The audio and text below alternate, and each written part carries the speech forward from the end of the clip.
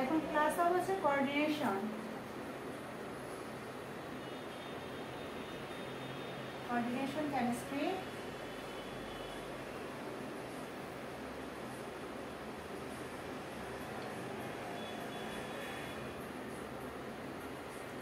Chapter কত হবে আজকে?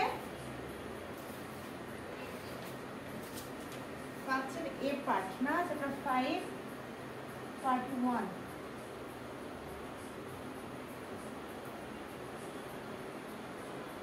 আপনারা দেখবেন যে বইয়ে যে 5 অধ্যায় দুইটা পার্ট দেওয়া আছে। একটা পার্ট দেওয়া আছে হচ্ছে কার্বনিলের, আর একটা দেওয়া আছে নাইট্রোসিলের। আমরা ধাতু কার্বনিলের টানে আজকে ক্লাস করব, এরপরে করব আমরা নাইট্রোসিসে। কোঅর্ডিনেশন কেমিস্ট্রি চ্যাপ্টার 5 পার্ট 1 এর যে প্রশ্নগুলো আমরা সলভ করব, বা যে প্রশ্নগুলো ইম্পর্টেন্ট পরীক্ষার জন্য সলিউশন ভিত্তিক, সেই প্রশ্নগুলো আমরা কিছুক্ষণ আগে দিয়ে দিয়েছি। তো সেই প্রশ্নগুলো আমরা এখন সলভ করব। প্রথম প্রশ্নটা ছিল ধাতু কার্বনিল কি ধাতু কার্বনিল প্রস্তুতির পদ্ধতি। তাহলে ধাতু কার্বনিল হচ্ছে, এক নম্বর টপিকটা হচ্ছে ধাতু কার্বনিল। কার্বনিল বইয়ের ভাষায় না পড়ে যদি আমরা ইজিলি ভাবে মনে রাখতে চাই,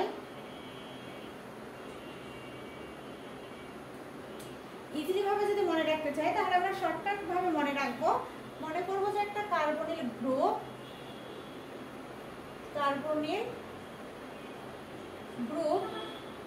যদি কার্বন মনোক্সাইডের সঙ্গে, কার্বনিল গ্রুপ না ধাতু, কোন একটি ধাতু যদি কার্বনিল গ্রুপের সঙ্গে যুক্ত হয়ে কার্বন মনোক্সাইড নামক যৌগ উৎপন্ন করে,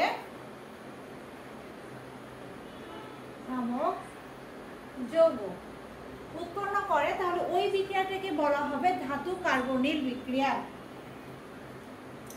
এরপর দেওয়া আছে ধাতু কার্বনের যৌগ প্রস্তুতির দুইটি পদ্ধতি। তাহলে ধাতু কার্বনের পদ্ধতি আমরা দুইটা আলোচনা করব।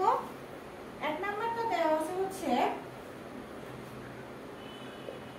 কোবাল্ট সালফেট, কার্বন মনোক্সাইড, আর হচ্ছে কপার। উপযুক্ত চাপ এবং তাপমাত্রা। তো উপযুক্ত তাপমাত্রা হচ্ছে 200 ডিগ্রি সেলসিয়াস, আর চাপ হচ্ছে 200 অ্যাটমসফিয়ার।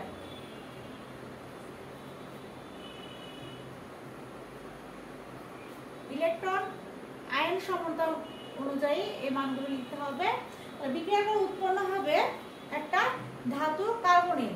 তাহলে এখানে দেখো ধাতু আছে, কপার একটা ধাতু, কোবাল্ট সালফেট ধাতু, কার্বন মনোক্সাইডের সঙ্গে বিক্রিয়া করে এখানে উৎপন্ন করবে ধাতু কার্বনিল। তাহলে এখানে উৎপন্ন হবে কোবাল্ট, কার্বন মনোক্সাইড। এই যে ব্র্যাকেটের ভিতরে এখানে আমাদের উৎপন্ন হয়েছে কি CO, অর্থাৎ কার্বন মনোক্সাইড। তাহলে আমি বলেছিলাম এটা ধাতু এবং কার্বনের গ্রুপ, বিক্রিয়া করে যদি কার্বন মনোক্সাইড নামক কোনো যৌগ উৎপন্ন করে, তাহলে সেটাকে বলা হবে ধাতু কার্বনের যৌগ। তাহলে এই যে এখানে ব্র্যাকেটের ভিতরে কার্বন ডাই অক্সাইড আছে, তাহলে এই যৌগটা হবে এটি ধাতু কার্বনের যৌগ।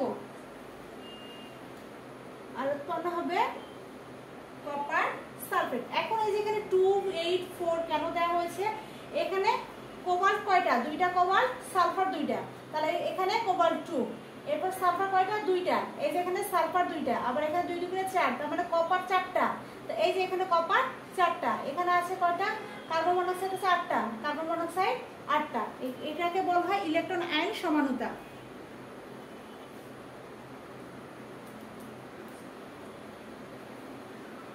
তাহলে এই পদ্ধতিটা যদি আমরা এখন বাংলাতে লিখতে চাই, এক নম্বর এই পদ্ধতিটা, তাহলে আমাদের বলতে হবে রাসায়নিক গ্রুপের উপস্থিতিতে ধাতুর সাথে সুবিধাজনক তাপমাত্রা ও চাপে কার্বন ডাই অক্সাইড বিক্রিয়া করে ধাতব কার্বনিল উৎপন্ন করে। তাহলে রাসায়নিক গ্রুপের উপস্থিতিতে ধাতুর সাথে সুবিধাজনক তাপমাত্রা এবং চাপে কার্বনিল গ্রুপ কার্বন মনোক্সাইড বিক্রিয়া করে যে যৌগটা উৎপন্ন হবে সেটা হবে একটি ধাতু কার্বনিল যৌগ। এরপর 2 নম্বর পদ্ধতিটা হচ্ছে কিছু কার্বনিল আবার কার্বন ডাই অক্সাইড যৌগ প্রতিস্থাপন পদ্ধতির মাধ্যমে তৈরি করা যায়। তাহলে প্রতিস্থাপন পদ্ধতির মাধ্যমে ধাতুর কার্বনিল উৎপন্ন করা যায়, যেমন মলিবডিনাম ক্লোরাইড পেন্টাক্লোরাইড প্লাস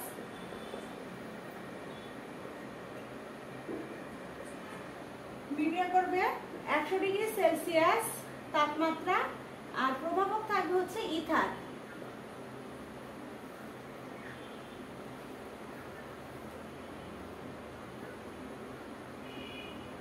অবশ্যই একটা কি থাকতে হবে, কার্বন ডাই অক্সাইড থাকতে হবে।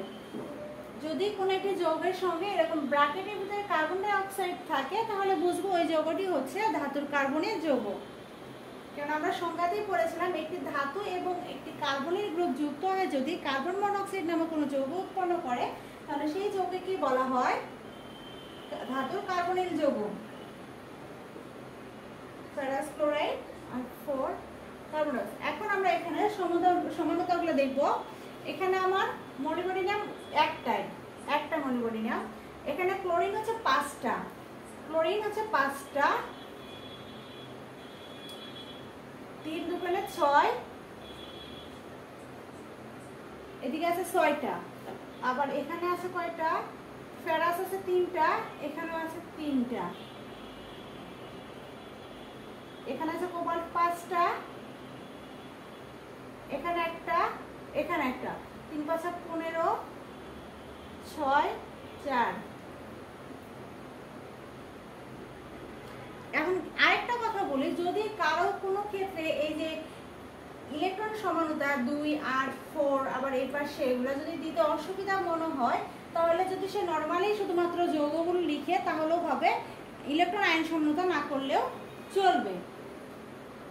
তাহলে প্রথম পদ্ধতিটা হচ্ছে স্বল্প হ্রাসকারী গ্রুপের উপস্থিতিতে ধাতব কার্বনিল যৌগের সঙ্গে ধাতুর বিক্রিয়ায় সুবিধাজনক তাপমাত্রা এবং সুবিধাজনক চাপে ধাতু এবং কার্বনের গ্রুপ বিক্রিয়া করে যদি কার্বন ডাই অক্সাইড নামক কোনো যৌগ উৎপন্ন করে তাহলে সেই যৌগটা হবে ধাতব কার্বনিল যৌগ। 2 নাম্বারটা হচ্ছে কিছু কিছু ধাতু রয়েছে যা কার্বন ডাই অক্সাইডের সাথে প্রতিস্থাপন করে ধাতব কার্বনিল যৌগ উৎপন্ন করে, এটা হচ্ছে 2 নাম্বার পদ্ধতি। তাহলে ধাতব কার্বনিল জানলাম, ধাতব কার্বনিল যৌগ দুইটি পদ্ধতি আমরা দেখলাম। এরপর ধাতব কার্বনিল যৌগের শ্রেণী বিভাগ।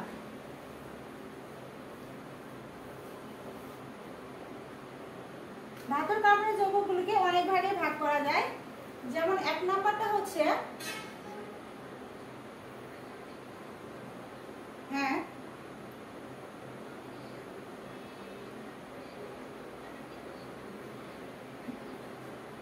কোনটা,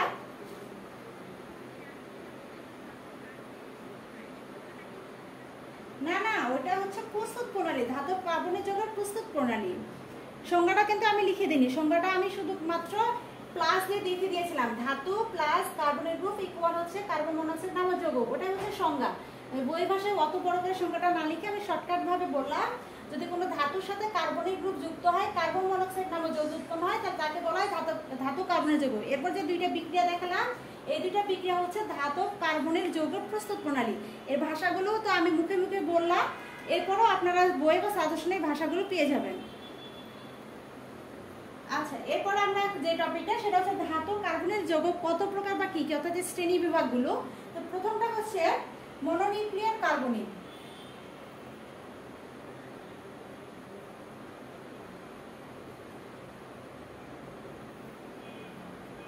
আপনারা বলেছিলেন যে খুব বেশি ভাষা না লিখলেও হবে, যে যখন রেকর্ডিং শুনবেন ওখান থেকে লিখে নেবেন। এই কারণে কিন্তু আমি এখন খুব বেশি ভাষা লিখি না, আপনারা কিন্তু আমাকে বারণ করছিলেন।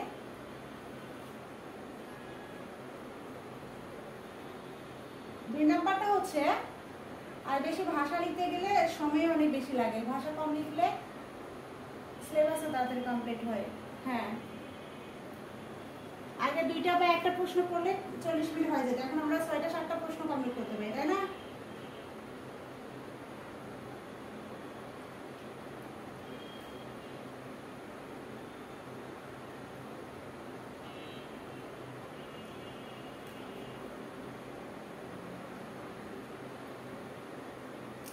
চার নাম্বারটা হচ্ছে heteronuclear carbonyl. Hetero nuclear carbonyl. 5 number হচ্ছে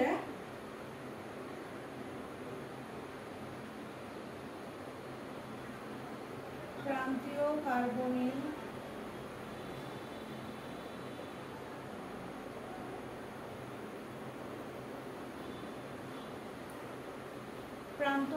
প্রান্তীয় কার্বনিল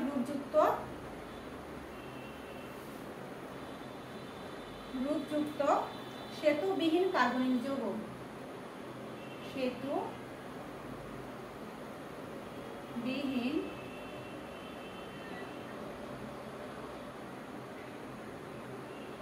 কার্বনিল যৌগ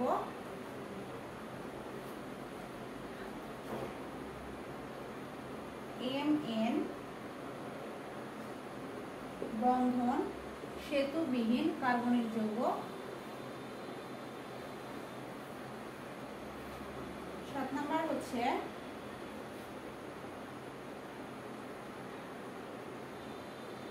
প্রান্তীয় প্লাস সেতু প্লাস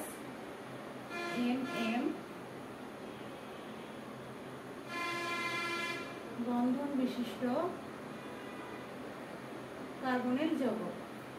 তাহলে এই হচ্ছে মোটামুটি 7 প্রকার ধাতুর কার্বনিল, মোটামুটি হচ্ছে 7 প্রকার। প্রথমটা হচ্ছে মনোনিউক্লিয়ার কার্বনিল, 2 নাম্বারটা হচ্ছে পলিনিউক্লিয়ার কার্বনিল, 3 নাম্বার হচ্ছে হোমোনিউক্লিয়ার কার্বনিল, 4 নাম্বারটা হচ্ছে হেটারোনিউক্লিয়ার কার্বনিল, 5 নাম্বার হচ্ছে প্রান্তীয় কার্বনিল গ্রুপযুক্ত সেতুবিহীন কার্বনিল যৌগ, 6 নাম্বার হচ্ছে প্রান্তীয় কার্বনিল গ্রুপযুক্ত ও বন্ধন সেতুবিহীন কার্বনিল যৌগ।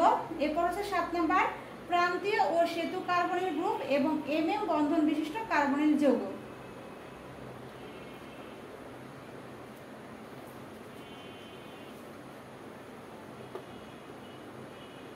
এই কয়টা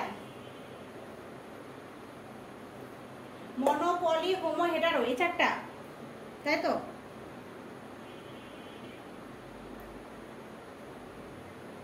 প্রত্যেকটা শ্রেণী বিভাগে কিন্তু 2টা কথা দেয়া থাকে, একটা সাধারণত একটা প্রধানত।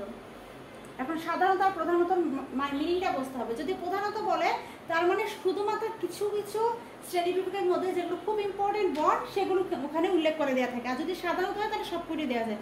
মোটামুটি 7 প্রকার। কেননা এই যে মনোনিউক্লিয়ার কার্বনিল যৌগ আর পলিনিউক্লিয়ার কার্বনিল যৌগকে ভাগ করা হয় 2টি ভাগে। তাহলে এই 2টার অংশ আবার এই 2টা, ঠিক আছে? তাহলে মনো আর পলির ভিতরে থাকতেছে হোমো আর হেটারো।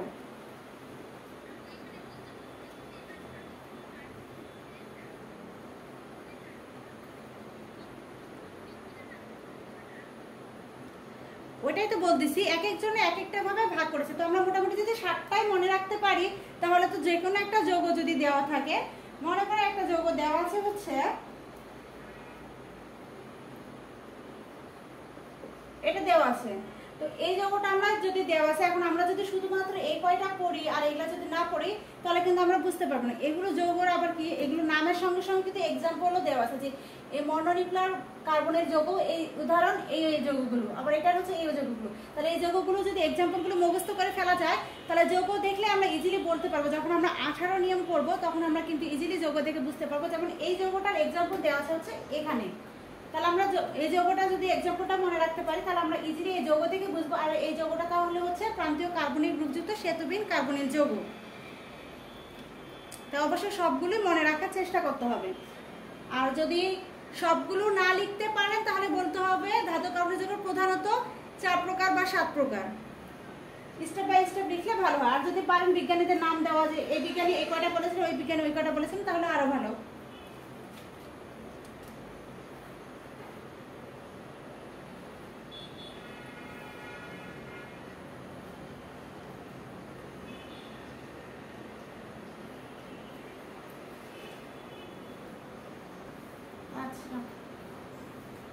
এগুলো কিন্তু থিওরিক্যাল প্রশ্ন। মূল বিষয়গুলোতে আমাদের হচ্ছে প্রতিপাদন, এগুলো এটা হার্ড। কেউ কি জয়েন করবে?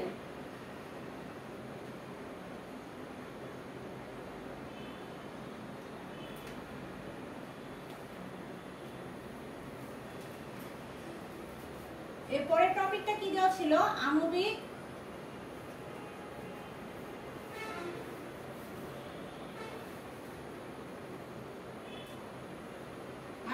অরবিটাল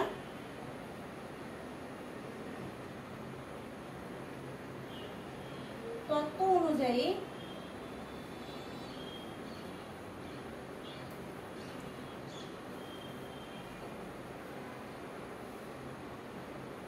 ধাতব কার্বনিল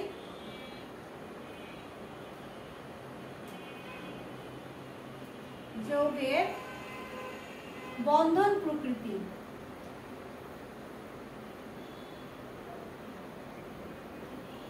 আণবিক অরবিটাল তত্ত্ব অনুযায়ী ধাতব কার্বনিল যৌগের বন্ধন পদ্ধতি। আমরা কিন্তু এইটা সম্পর্কে পরিচিত রয়েছে, কারণ আমরা এই অংশটা আমরা পড়েছি আগের যে অধ্যায়গুলো ছিল সেই অধ্যায়ে। T2G মনে আছে? জানাতুন ফেরদাউস T2G পড়েছিলাম, কিন্তু এটা কোথায় থাকে? ডি অরবিটালে থাকে, জটিল যৌগতে পড়েছিলাম, মনে আছে? তাহলে T2G সঙ্গে যদি একটা পি অরবিটাল যুক্ত হয়, পি অরবিটাল গুলো কি হয়? সবসময় ডাম্বেল আকৃতি হয়, আর এস অরবিটাল গুলো হয় বৃত্তাকার।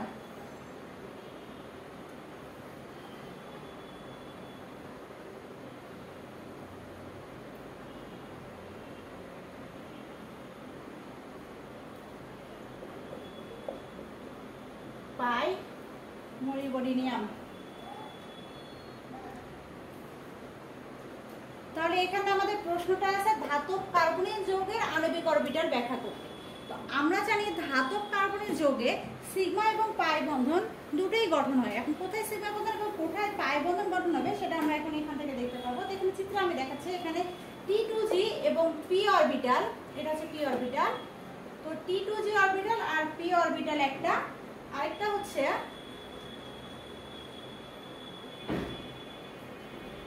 T2G d অরবিটাল প্লাস আরেকটা d অরবিটাল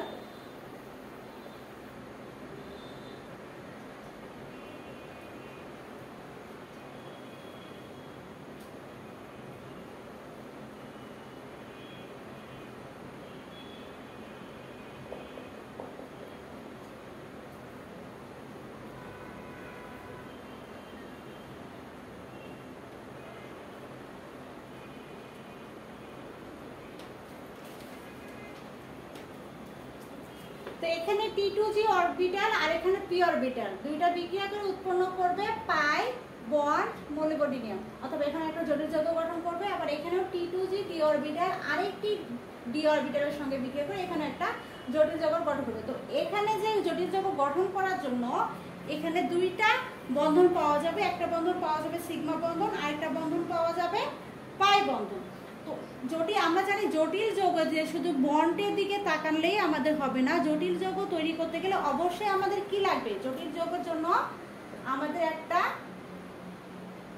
মোস্ট ইম্পর্টেন্ট জিনিস, যেটা ছাড়া জটিল যৌগ কখনোই গঠন হয় না, সেটা কি? লিগ্যান্ড।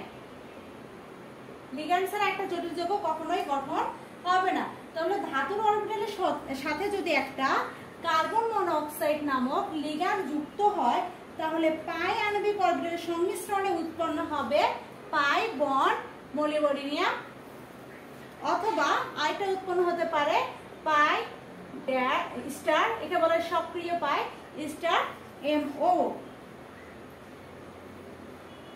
তো যখন একটি ধাতুর অরবিটালের সঙ্গে লিগ্যান্ড কার্বন মনোক্সাইড যুক্ত হবে, লিগ্যান্ড হিসেবে কার্বন মনোক্সাইড একটি ধাতুর অরবিটালের সাথে যুক্ত হবে, তখন সেক্ষেত্রে ওই যৌগের পাই MO ধাতুর T2G অরবিটালে বৈশিষ্ট্যটা থাকবে সবথেকে বেশি পরিমাণে।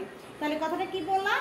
যদি ধাতুর অরবিটাল লিগ্যান্ড কার্বন ডাই অক্সাইডের সঙ্গে যুক্ত হয়ে একটা পাই বন্ড MO আর এটা হচ্ছে পাই সক্রিয় পাই বন্ড MO, এই দুইটা যৌগ গঠন করে, তাহলে এই ক্ষেত্রে লিগ্যান্ড কার্বন মনোক্সাইড যুক্ত হওয়ায় পাই বন্ড MO ধাতুর T2G অরবিটালের পরিমাণ বেশি থাকে। তাহলে এই অংশটুকু বেশি থাকবে কোথায়? T2G অরবিটালে বেশি থাকবে যখন লিগ্যান্ড হিসাবে ধাতুর সঙ্গে একটা কার্বন মনোক্সাইড যুক্ত হবে। এছাড়াও যদি জটিল যোগে একটি ডি অরবিটাল থাকে, যেমন T2G এর সঙ্গে আবার যুক্ত হচ্ছে কি একটা, এটা হচ্ছে একটা ডি অরবিটাল, যেমন এটা P, এটা হচ্ছে D। তো যদি আবার T2G এর সঙ্গে একটা ডি অরবিটাল যুক্ত হয়, তখন সেক্ষেত্রে পাই আবার একটা উৎপন্ন হবে, পাই বন্ড এমও একটা উৎপন্ন হবে, অরবিটাল উৎপন্ন হবে। তো এক্ষেত্রে আবার কি হবে, ডেল নট, এই ডেল নটের মান পাই বন্ধনটা, এই ডেল নটের মান পাই বন্ধনটা যখন সৃষ্টি হবে, এই পাই বন্ধন সৃষ্টির আগে ডেল নটের মান প্রাপ্ত মানের থেকে বেড়ে যাবে। তাহলে পাই বন্ধন সৃষ্টি হওয়ার পরে যদি মান হয় 1.8, আর এর মানটা তখন আরো কি হবে, বৃদ্ধি পাবে। বৃদ্ধি পেয়ে মান হতে পারে 2.8 × 10⁻10, এরকম মানে আরো বৃদ্ধি পেতে পারে। অর্থাৎ যখন 2Tg অরবিটাল শুধুমাত্র 2Tg অরবিটাল শুধুমাত্র যখন p অরবিটালের সঙ্গে যুক্ত হয়, একটি লিগ্যান্ড হিসেবে কার্বন ডাই অক্সাইডের সঙ্গে ধাতুর অরবিটাল যুক্ত হয়, তখন একটা এটা উৎপন্ন হবে, এরপর দ্বিতীয় অংশ উৎপন্ন হবে। এখন এই অংশ আর এই অংশের মধ্যে যদি এই অংশ ধাতুর অরবিটালের সঙ্গে থাকে, তাহলে T2G অরবিটালের পরিমাণটা এই অংশে বেশি দেখা যায়।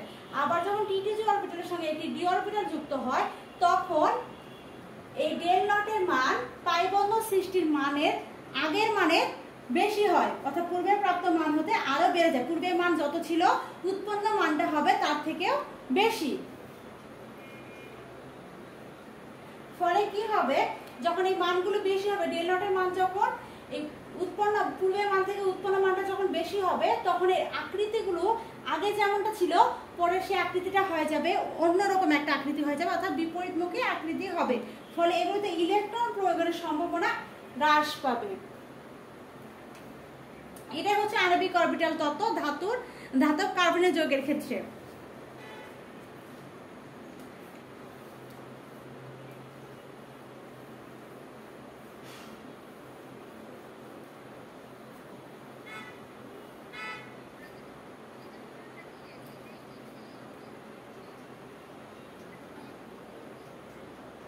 আমি তো বললাম সেই অনুযায়ী একটু বুঝিয়ে বুঝিয়ে পড়লে বইয়ের ভাষাটাও ইজি মনে হবে। আমার কথা যদি ওইভাবে সেম টু সেম লেখা হয়, তাহলে কিন্তু প্রশ্নটা অনেক ছোট হয়ে যাবে। এর প্রশ্নটা যদি গ বিভাগে আসে, অত ছোট তো লেখা যাবে না, তাই না? আমি মূল টপিকগুলো বললাম, যে টপিকগুলো না বললেই নয়।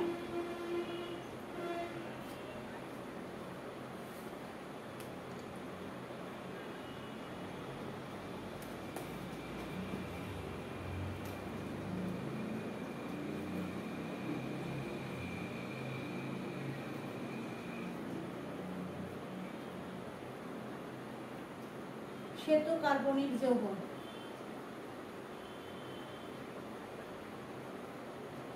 কার্বনের যৌগ।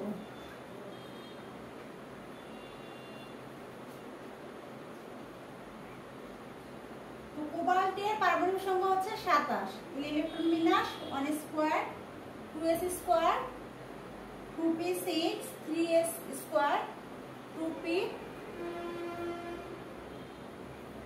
2p6 3d7 4s square. সক্রিয় অবস্থায় ইলেকট্রন বিন্যাস হবে 1 square 2s square 2p6 3s square 3p6 3d8 4s 1।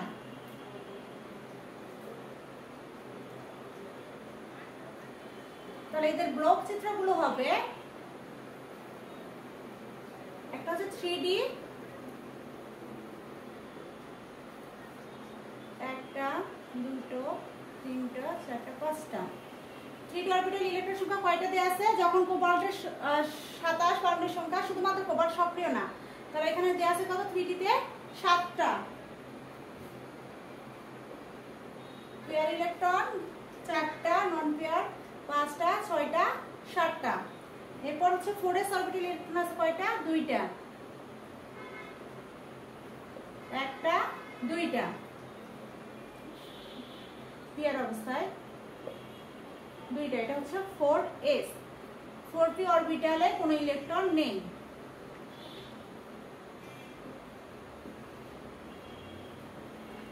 এরপর সক্রিয় অবস্থায়, সক্রিয় অবস্থায় 3d অরবিটাল ইলেকট্রন কয়টা আছে? 8টা।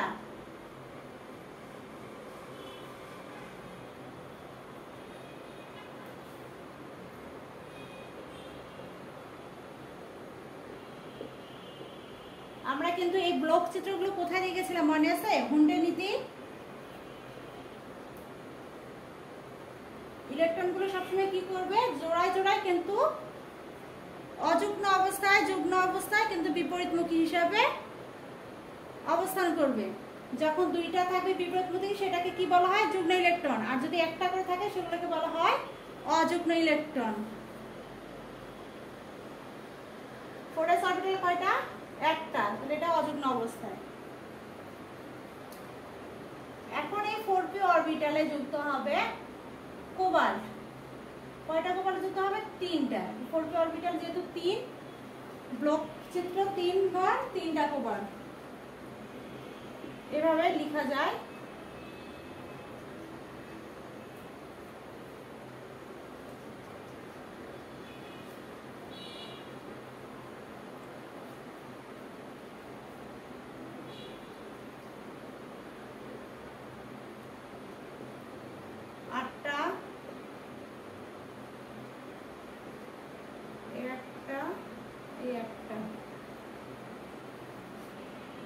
এখানে ছিল একটা, আবার এখানে হচ্ছে 1 দিচ্ছি কেন? এখানে ছিল 3টা কোবাল্ট, কোবাল্ট, কোবাল্ট। এই নন পেয়ার, এই নন পেয়ার যুক্ত হয় হবে পেয়ার, তাহলে এখানে হবে 2টা কোবাল্ট। আবার এই নন পেয়ার, এই নন পেয়ার যুক্ত হয় হবে পেয়ার, এখানে হবে কোবাল্ট। তাহলে এটাই হচ্ছে উক্ত যৌগটির শ্বেত কার্বনিক যৌগ। এখানে কিছু ভাষা দেওয়া আছে। 2টি বিষ সংযুক্ত কোবাল্ট গ্রুপ 4টি কোবাল্ট করে বন্ধনে উপস্থিতি শনাক্ত করে 3টি অযুগ্ম ইলেকট্রন যুক্ত বহিঃস্থ ইলেকট্রন বিন্যাস। ভাষাগুলো দিলেও ভালো হয়, না দিলেও সমস্যা নেই। সরাসরি যদি কোবাল্টের ইলেকট্রন বিন্যাস নিম্নরূপ, সক্রিয় অবস্থায়, এরপরে গঠন চিত্র, এরপরে আরেকটা চিত্র দেওয়া আছে। সেই চিত্রটা হচ্ছে যে যৌগটার যে বন্ধনটা, সেই চিত্রটা দেওয়া আছে। এটা তো হচ্ছে ইলেকট্রন এর ব্লক চিত্র, আর পরেরটা হচ্ছে বন্ধন চিত্র।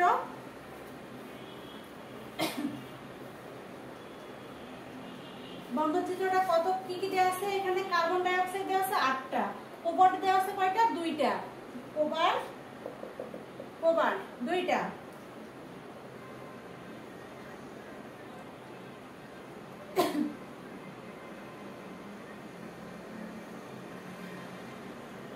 কার্বন ডাই অক্সাইড হবে 8টা, দ্বিবন্ধনযুক্ত হবে 2টা, দ্বিবন্ধনযুক্ত হবে 6টা।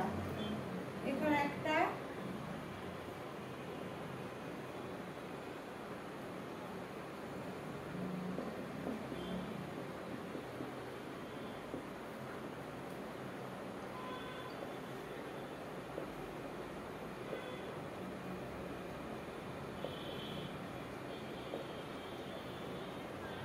একটা, 2টা, 3টা, 4টা, 5টা, 6টা, 7টা, 8টা কার্বন ডাই অক্সাইড, 8টা কোবাল্ট, 2টা, একটা, 2টা।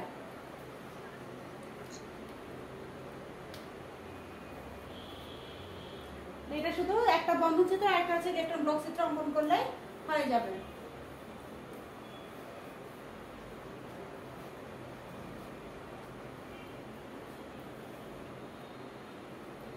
এই যে এখানে সি বড় হাতের আর ও যদি ছোট হাতের হয় সেটা হবে কোবাল্ট, আর সি আর ও যদি একই হয় সেম বড় হাতের তাহলে সেটা হচ্ছে কার্বন মনোক্সাইড।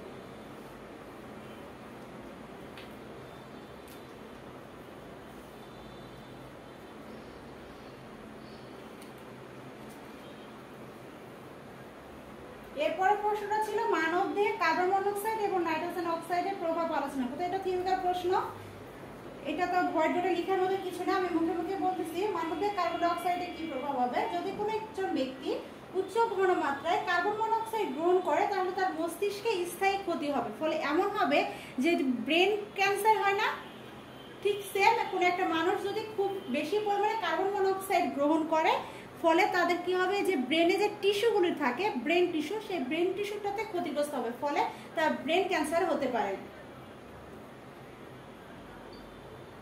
আর আমরা এমনি থেকেও জানি কার্বন মনোক্সাইড হচ্ছে নীরব ঘাতক, তাই কার্বন ডাই অক্সাইড অবশ্যই আমাদের শরীরের জন্য একজন ক্ষতিকারক যৌগ। এরপর নাইট্রোজেন অক্সাইডটা একটু ক্ষতিকর না হলেও এর ভালো দিক অনেক রয়েছে। যেমন ভালো দিকগুলো হচ্ছে নাইট্রোজেনের পরিমাণ বৃদ্ধি করে উচ্চ রক্তচাপ কমানো যায়। যারা উচ্চ রক্তচাপের রোগী তাদেরকে নাইট্রোজেন অক্সাইড গ্যাস যদি বৃদ্ধি করা হয় তাদের শরীরের মধ্যে, তাহলে তাদের উচ্চ যে রক্তচাপ রয়েছে সেটা কমে যাবে। এছাড়া আমরা যে ব্যথানাশকের জন্য বিভিন্ন ধরনের ওষুধ খাই, যেমন অ্যাসপিরিন বা মরফিন নামক যে ওষুধগুলো, সেই ওষুধগুলো তৈরি করার জন্য নাইট্রোজেন অক্সাইড ব্যবহার করা হয়। এছাড়াও যে আমাদের রক্তের টি সেল, অর্থাৎ রক্তে যে আমাদের ডিএনএ সেলগুলো রয়েছে, ওখানে বিভিন্ন ধরনের সেল রয়েছে, যেমন ডিএনএ কিন্তু অনেকগুলো রয়েছে, টি, সি, জি, এগুলো কিন্তু বন্ডগুলো রয়েছে, থায়ামিন, তারপর হচ্ছে গুয়ানিন, অ্যান্টোনিন, এগুলো কিন্তু ছিল ডিএনএ। তো সেখানকার রক্তে যে টি সেল, সেই টি সেলের সংখ্যা বৃদ্ধি করার জন্য নাইট্রোজেনের গুরুত্বপূর্ণ ভূমিকা পালন করে। এছাড়া নাইট্রোজেন ব্যবহার করে কিন্তু ডায়াবেটিস যে রোগী রয়েছে, ডায়াবেটিস রোগীদের চিকিৎসার ক্ষেত্রেও নাইট্রোজেন অক্সাইড ব্যবহার করা হয়। টিউমারের ক্ষেত্রেও নাইট্রোজেন ব্যবহার করা হয়। তাহলে কার্বন মনোক্সাইড এবং নাইট্রোজেন অক্সাইডের মধ্যে কার্বন মনোক্সাইড হচ্ছে একটি নীরব ঘাতক গ্যাস। এই গ্যাসটা শুধুমাত্র কি করবে, শরীরে ক্ষতি করবে। সব থেকে বেশি যেটা ক্ষতি করবে সেটা হচ্ছে আমাদের যে ব্রেন, এই ব্রেনের টিস্যুকে ক্ষতি করবে, ফলে আমাদের ব্রেন ক্যান্সার বা ব্রেন স্ট্রোক পর্যন্ত হতে পারে।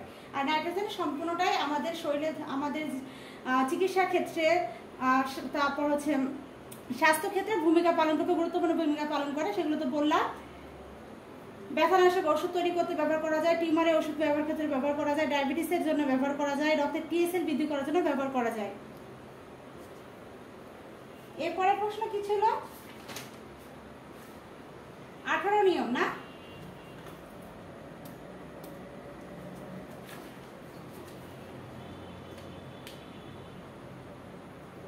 না, আমরা অধ্যায়ভিত্তিক প্রশ্নগুলো পিডিএফ আকারে দিয়ে শুধুমাত্র কোর্স কমপ্লিট হলে তখন আমরা সিলেবাস দিয়ে দিই, সাজেশন দিয়ে দিই। সলভগুলো তো করে দিচ্ছি, রেকর্ড ক্লাস থাকবে।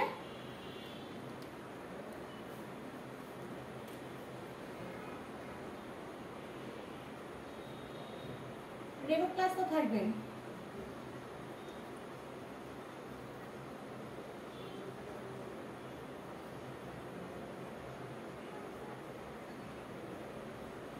আজকে ক্লাস, এরপরে তো আমরা আপডেট দিব, আপলোড করব। আপলোড তো দেওয়ার সঙ্গে সঙ্গে আপলোড হয় না, টাইম তো লাগে, তাই না? আজকে রাতে যদি আপলোড করা হয়, কালকের মধ্যে সকালের মধ্যে দেখা যাবে, সমস্যা নেই। এর যদি আপনি যদি রাত 2টা-3টার দিকেও চেক করতে পারেন, তাহলে তখনও পেতে পারেন। আপলোড করতে 2-3 ঘন্টা এরকম টাইম লাগে, কারণ নেটওয়ার্ক তো সবসময় সেম থাকে না, কখনো কখনো প্রবলেম করে। যেমন গতকালকে ক্লাসে একটা ক্লাস নেওয়ার পর পরে ক্লাসটা আমরা নিতে পারিনি নেটওয়ার্কের কারণে। এই কারণে আমাদের এখন এমবি দিয়ে ক্লাস নিতে হচ্ছে, সবসময় ওয়াইফাই নেট পাওয়া যায় না। তো কার্বনের যৌগ 18 ইলেকট্রন নিয়ম, আমি একটা এক্সাম্পল দেখাচ্ছি। আমি কিন্তু ক্লাস শুরুর সময় যখন ধাতু কার্বনের যৌগ প্রকারভেদ দেখিয়েছিলাম, তখন এই যৌগটা লিখেছিলাম, তাই না? এই যৌগটা কোন যৌগ? এই যৌগটা হচ্ছিল ধাতু কার্বনের সেতু বন্ধন বিহীন বন্ধন বিশিষ্ট ধাতু কার্বনিল যৌগ। এখানে আমার কি আছে, এখানে আমি কিন্তু ছোট, এটা কিন্তু কোবাল্ট, সি ও, ওটা বড় হাতের, আর সি ও দুটাই হচ্ছে, এটা বড় হাতের, এটা ছোট হাতের, আর এটা দুটাই বড় হাতের। তার মানে এটা কোবাল্ট আর এটা হচ্ছে কার্বন ডাই অক্সাইড। লেখার সময় আপনারা একটু সচেতনভাবে লিখবেন, সি ও এভাবে দিবেন, আর কার্বন ডাই অক্সাইডকে এভাবে দিবেন। হ্যাঁ, ওইটাই, কার্বন মনোক্সাইডকে ওইভাবে দিবেন, কোনোভাবে যেন কোবাল্ট আর কার্বন মনোক্সাইড যেন মিক্সড না হয়ে যায়। কার্বন, তাহলে হচ্ছে কোবাল্টের ইলেকট্রন বিন্যাস কত? পারমাণবিক সংখ্যা হচ্ছে 27। ইলেকট্রন বিন্যাসটা একটু আগে তো আমরা লিখলাম। তাহলে সর্বশেষ শক্তিতে ইলেকট্রন আছে 3d তে আছে 7, আর 4s অরবিটালে ছিল হচ্ছে 2। তাহলে এর যোজনী ইলেকট্রন সংখ্যা কত হবে? 9।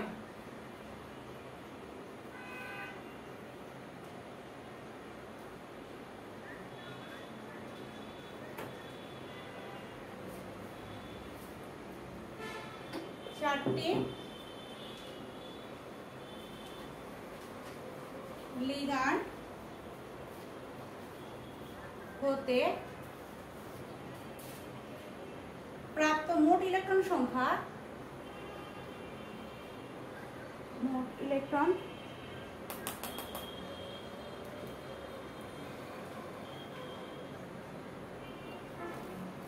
সংখ্যা হবে এখানে কত 8 আর কোবাল্ট বন্ধন সংখ্যা এখানে হবে 1 কোবাল্ট বন্ধন ইলেকট্রন সংখ্যা 1 হয় মোট ইলেকট্রন সংখ্যা 1 তাহলে এখানে সর্বমোট ইলেকট্রন সংখ্যা কত এটা হচ্ছে যোজন ইলেকট্রন সংখ্যা এটা হচ্ছে লিগ্যান্ড থেকে মোট ইলেকট্রন সংখ্যা এটা হচ্ছে কোবাল্ট বন্ধন থেকে ইলেকট্রন সংখ্যা তাহলে এখানে 9 এখানে 8 9 8 17 আর এখানে 1 তাহলে কত হচ্ছে মোট ইলেকট্রন সংখ্যা 18 এটাই হচ্ছে কার্বনিল যৌগের 18 ইলেকট্রন নিয়ম সংখ্যা অর্থাৎ যে যৌগগুলো দেয়া থাকবে সেই যৌগগুলো থেকে যোজন ইলেকট্রন সংখ্যা বের করতে হবে লিগ্যান্ডের সংখ্যা আর বন্ধন সংখ্যা এগুলো তো যৌগের মধ্যে দেয়া থাকে সেগুলো থেকে যোগ করে প্রাপ্ত মান যদি 18 হয় তাহলে ওই যৌগটি হচ্ছে 18 নিয়ম যৌগ যদি প্রাপ্ত মান 18 না হয় তাহলে ওই যৌগটি কখনোই 18 নিয়ম ইলেকট্রন হবে না ক্লিয়ার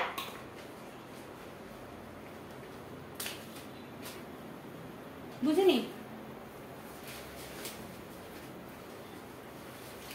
যোজনী ইলেকট্রন উপরে তো লিখছি 9 ভাষাটা লিখিনি ওখানে ভাষাটা হবে কোবাল্ট পরমাণুর সর্বশেষ শক্তি স্তরে মোট ইলেকট্রন সংখ্যা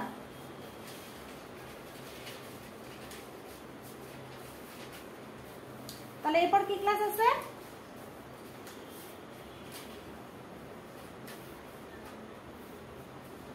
এখানে আছে 2টা এখানে আছে 7টা 7 আর 2 9টা